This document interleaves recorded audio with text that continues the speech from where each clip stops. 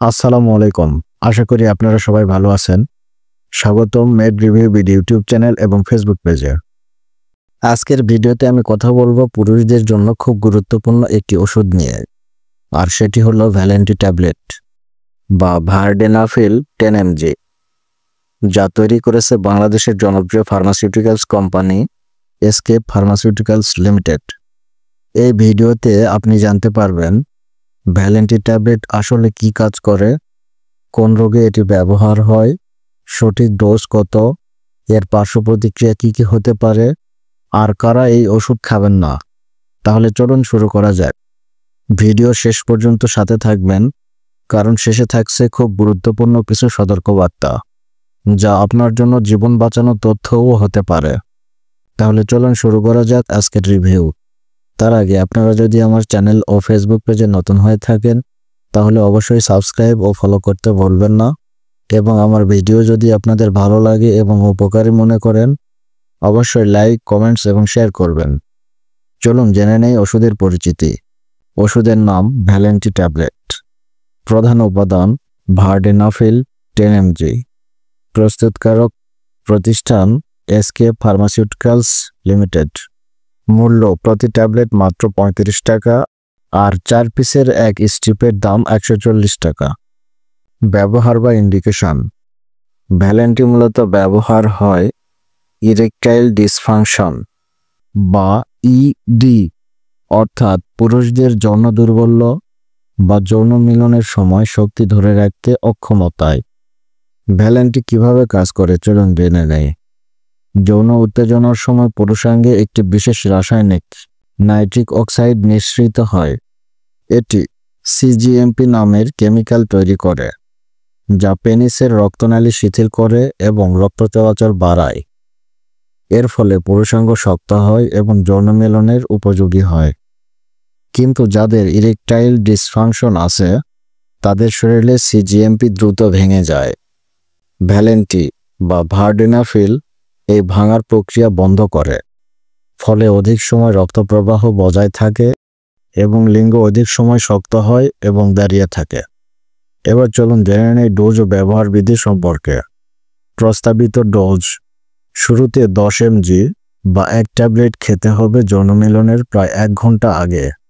প্রয়োজনে dose 20 mg পর্যন্ত বাড়ানো যায়, অথবা পার্শ্ব প্রতিক্রিয়া থাকলে 5 mg-তে নামানো যেতে পারে। দিনে একবারের বেশি খাবেন না। বয়স ভিত্তিক ডোজ: 65 বছরের বেশি বয়সে শুরুতে 5 mg দেওয়ার পরামর্শ দেওয়া হয়। লিভারের সমস্যা থাকলে 5 mg দিয়ে শুরু করতে হবে, আর সর্বোচ্চ 10 mg খাওয়া যাবে। কিডনি রোগীদের জন্য সাধারণত ডোজ পরিবর্তনের দরকার হয় না। খাওয়ার নিয়ম: খালি পেটে বা খাবারের পরেও খাওয়া যাবে, তবে চর্বিযুক্ত খাবার খেলে কাজ দেরিতে শুরু হয়। এবার চলুন জেনে নেই ভ্যালেন্টি কারা খাবেন না বা কন্ট্রাইন্ডিকেশন সম্পর্কে। যে সকল রোগীদের জন্য এই ওষুধ সম্পূর্ণভাবে নিষিদ্ধ: যারা নাইট্রেট জাতীয় ওষুধ খান, যেমন হৃদরোগের ওষুধ, যারা নাইট্রিক অক্সাইড ডোনার নেন, যাদের মারাত্মক লিভার সমস্যা আছে, যাদের এই ওষুধে অ্যালার্জি, যাদের গুরুতর হৃদরোগ, স্ট্রোক বা হার্ট অ্যাটাক হয়েছে সম্প্রতি। এবার চলুন জেনে নেই পার্শ্ব প্রতিক্রিয়া সম্পর্কে।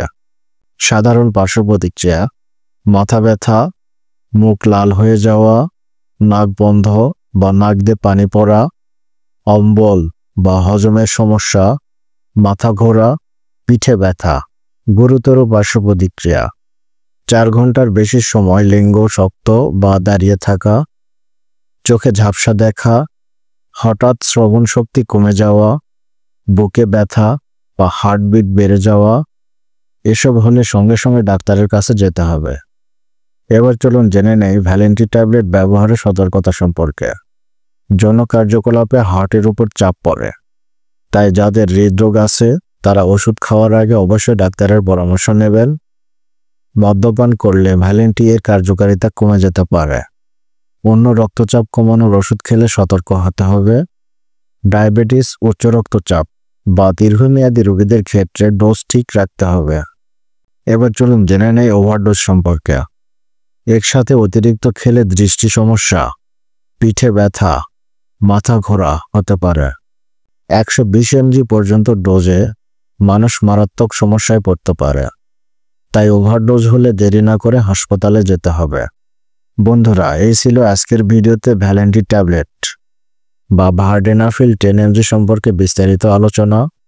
আশা করি আপনারা সহজ ভাষায় সবকিছু বুঝতে পেরেছেন।